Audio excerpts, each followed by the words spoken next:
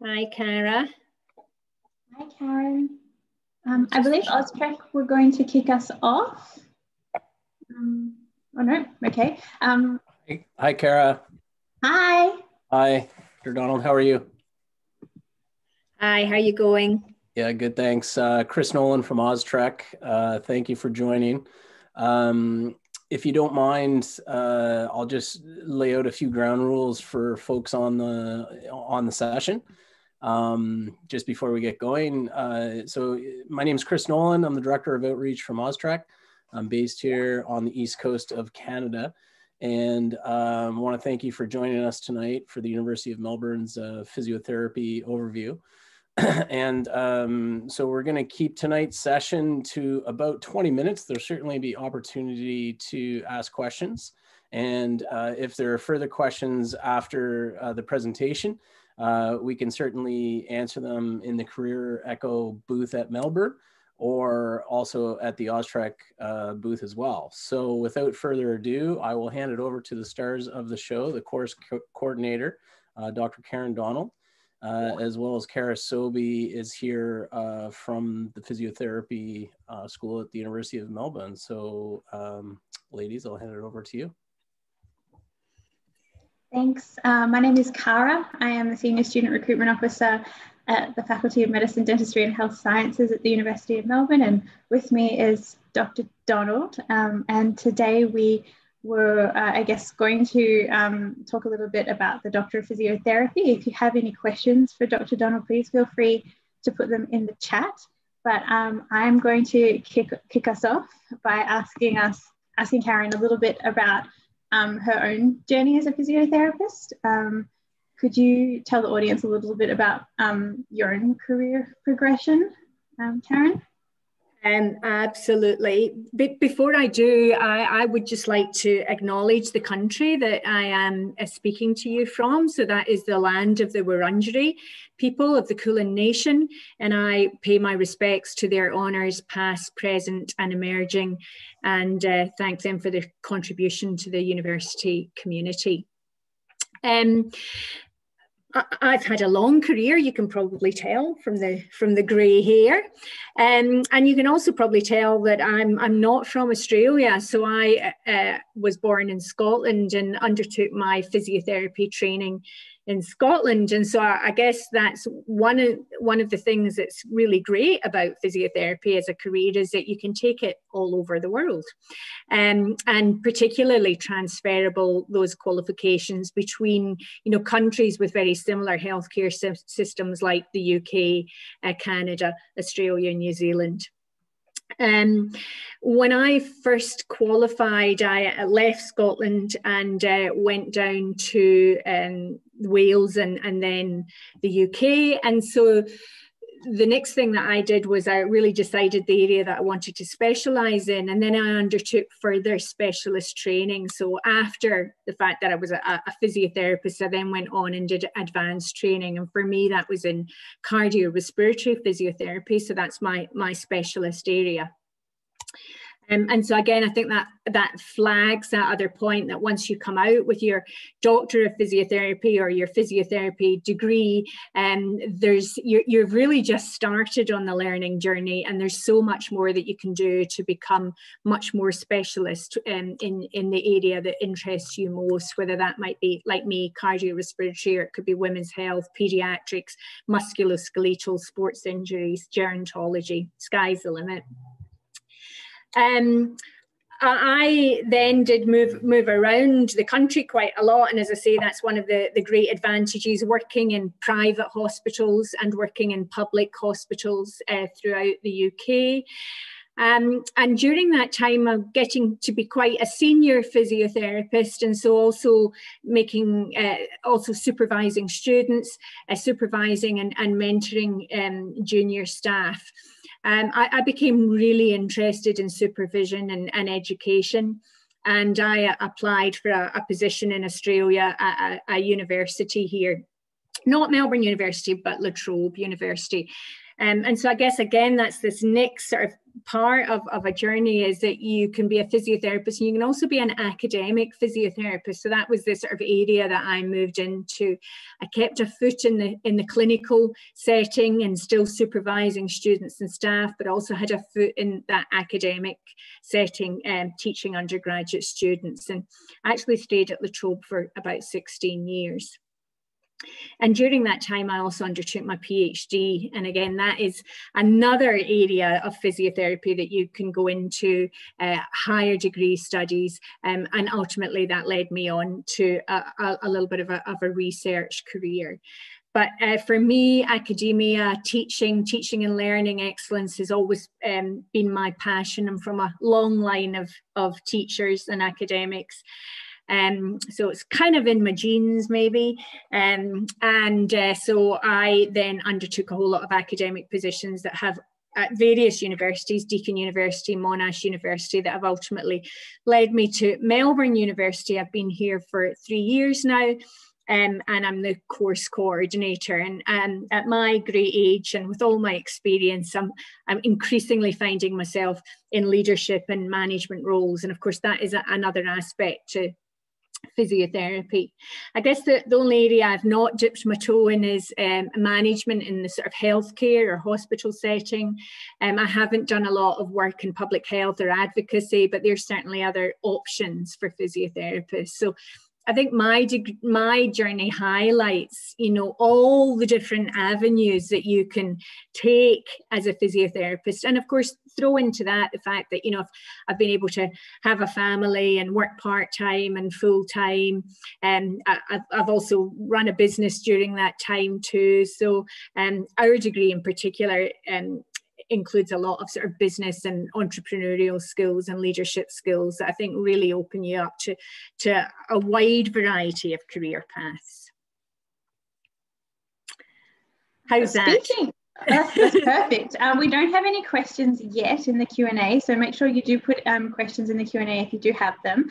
But the next question I have for you, Karen, is, can you tell us a little bit about the Doctor of Physiotherapy at Melbourne, maybe some of the special features, why our degree is 3 years rather than 2 years? These are common themes that we've been asked throughout the fair, so maybe you could address that. Yeah, sure. I think it's probably a good idea to pick out the real points of difference for the University of Melbourne. I'm sure, if you're sensible, you're looking at other universities, in Canada and Australia and maybe some other countries. So let me, and they'll all have some generic things that they have to do as part of qualifying as a physiotherapist. But if I can pick up some of the points of difference from our programme. Of course, it's master's entry, and you are ready to practice and be registered as a physiotherapist in Australia and New Zealand. Ours is a 3-year programme because we've very much got our sights set on our students becoming the next leaders in physiotherapy. And so we include in our curriculum stuff around health promotion, health needs analysis, health advocacy, business, leadership, entrepreneurship. And those are a big difference from some of the other programs that you might look at. So it's really setting you up, not just as a physiotherapist and ready to go, certainly that, but very much with this idea that you will be the leaders of the future. Our programme has high contact clinical placement hours. And again, this is something you need to look at really carefully, particularly if you're planning to come back and with your Doctor of Physiotherapy and work in Canada.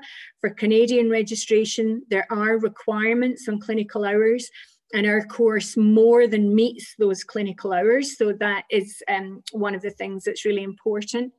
But also, it's not just about quantity, it's about quality. We're really privileged to work with phenomenal clinical schools. So we work with Austin Health, Western Health, St Vincent's and Melbourne Health. Literally, sitting around the university campus from my office, I can look across the road at at Melbourne Health. I can take a short walk to St Vincent's.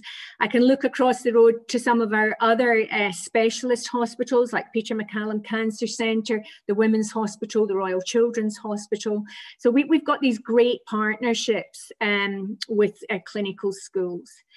And as I say, we also have these extended programs, these programs that are looking at healthcare in context, getting you to think about health beyond physiotherapy, about what the challenges might be in the future and how you're going to meet those, and equipping you with the skills with to meet those demands. And also, as I say, some leadership skills too. And of course, throughout our course, we're very heavily evidence-led. So we have, a good, strong focus on research and evidence. And one of the other things is we do have clinical placements towards the end of your degree that let you have a little try of something that you might personally be interested in. So an opportunity for you to design your own adventure, if you like. So to pick a selective in an area that you're really interested in, such as women's health, pediatrics, intensive care. So that's lovely, great opportunity.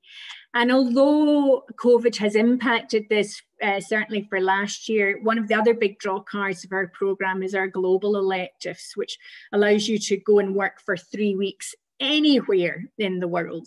And that really ties into that aspect of us having this global, greater vision of equipping you with skills in healthcare, not just in physiotherapy. Thanks, Karen. We've actually had a question in the Q&A. Have there been several Canadian students return to Canada and practice after completing their Doctor of Physiotherapy? Yes, absolutely. And quite often what Canadian students will do, because once you've completed the Doctor of Physiotherapy in Australia, you do have to undertake some further exams in Canada to get Canadian registration. So first of all, there is a written exam, and then there's a practical exam. And they're spaced out during the year. So what we quite often find is that people register to do their written exams, but get registered in Australia. So they do their written exams, but continue to stay here and work for that year. So they're getting a little bit more experience, or for whatever time it takes them between doing their written exam and their practical exam. So yes, we have Canadian students who, as soon as they're finished here, return back to Canada and work.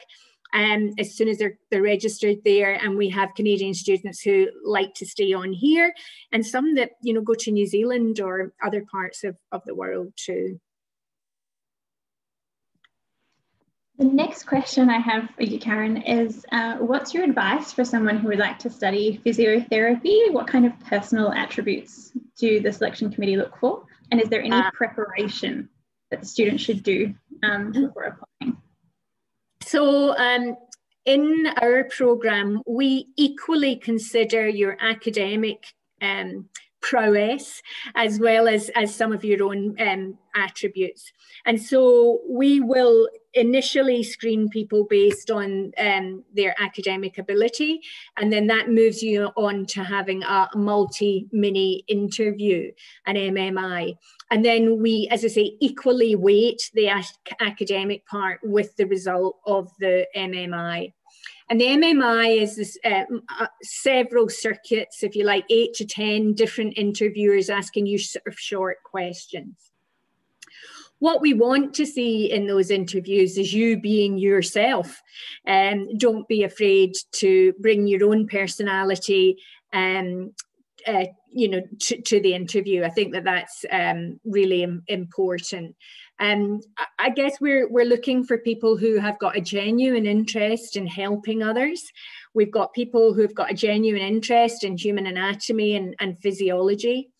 We're looking for people who already have an idea of what the challenges in the health setting are, and that can be locally in Canada, or it might be a global perspective. We want people that are good communicators, and that's really important. We want people that have had a think about what the challenges might be, not just of undertaking a master's in physiotherapy. It is a higher level of study than you're used to, but also undertaking that in a country that you haven't previously lived in and without family support. So somebody that's really had a think about those sorts of challenges. As I say, we want somebody that, you know, can listen and clearly communicate. We have a question here that is asking whether or not you can please elaborate on the global elective. So is it a study abroad? Is it compulsory? What could you share with the audience about that? Sure. So I'm going to speak as though we were in a COVID-free world right now, because COVID has definitely impacted our globals. But let's horizon scan and blue sky world talk. So generally, what the globals are, and it is mandatory, so it's attached to a subject called healthcare in context. It's 3 weeks, and it gives students the opportunity, under the banner of being a University of Melbourne student, to go away and work in other places in the world.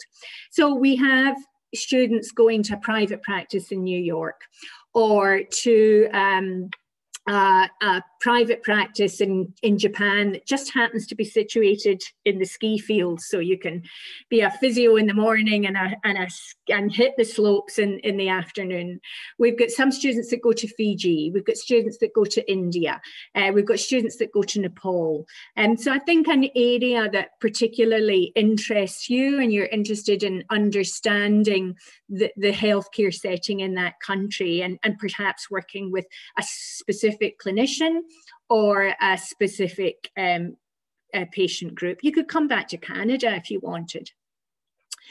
Now, we are conscious that not everyone can afford financially to take a trip overseas. So we also have options nationally. So you could go to some of our other states. We certainly have students that go and work with Aboriginal and Torres Strait Islander communities in the Northern Territories and in Queensland. Or you might want to do something more locally, for example, with the Australian Physiotherapy Association, and get a sense of where that association might sit within the global health context or the national health context. So you do have to do the placement, but you don't have to go overseas if that's an issue for you. So we have another question that's come in from Chris. So Chris had a psychology background and is now seeking to switch to physiotherapy. Do you have any advice for students who, I guess, don't come from that traditional anatomy physiology background? And could you talk a little bit around the challenges and support structures that we have in place at Melbourne? Yes, so thanks, Chris. We love people that come from different backgrounds. That is an important part of our programme. It's a key attribute in physiotherapy: inclusivity, diversity, equity. We want to have people from lots of different backgrounds, and we always do every year. We've got architects and accountants and dancers and singers and artists, and people from sports backgrounds, and people who are kinesiologists, paramedics, psychologists. So that's the very essence of our programme. And what we're very conscious of is that you come in as adult learners with a life before entering our programme, and we really leverage off those life skills that you bring, and so do your peers. So, you've all got different backgrounds, you've all got something different to bring to the table. So I see that as being a real asset. In terms of support, we take our students' mental and physical well-being very seriously. We particularly understand the challenges that are faced by students who are relocating from overseas. And there are a number of ways that we support you. First of all, I think it's important to realise what a small department we really are, with around 120 students in every year across 3 years. It makes us very small and family-like. You get to see your tutors in practical classes often, you know, so high contact with your tutors. And so whether you like the idea or not, we tend to know everybody by name and kind of know, you know, who you are and say hi to you. So I think that's a nice aspect of supporting your well-being in the programme. You certainly have contact with me in the first year, and I'll talk to you about all of the things that are available at the university to keep you physically and mentally well, our sports centre, our counselling service, our medical service, our safer communities, and how you might go about accessing those if you need those. And also some of the processes if you are facing some challenges that weren't expected, such as special considerations and extensions. We also run some events throughout the year that are staff and student events. And we also have a really, really active Melbourne University Physiotherapy Student Society. And it's really worthwhile getting onto Facebook, actually, and signing up to their Facebook, and you'll get a flavour for some of the events that they run. And they run a lot of social events as well as teaching and learning events. I think they've got a pub crawl on this weekend, in fact. And those are really important things to give you that sense of connectedness and community that you definitely miss from being away from home. So I think because we are such a tight-knit, close family, and the students certainly are very close to each other and support each other well. Thank you for that really comprehensive answer. I think that's just about all the questions that we had, and I think we're out of time. So thank you very much for sharing with us today. That's not a problem. Possibly just by the time I stopped speaking, people had got used to my accent. We have to maybe do subtitles in the future. This is brilliant. Thanks, Dr. Donald. Yeah, and thanks, Cara. Really appreciate your help with this, and it was an excellent overview. I think everyone got a real solid sense of what the program's like, and yeah, I mean, Melbourne is an amazing place, and the campus is phenomenal, and yeah, can't say enough about it. Great, thank you. Thank you. That's great. Well, enjoy your day. Really appreciate it, and thanks for helping us with this presentation. Thank you. See you later. Not a problem. Bye, everyone. Bye.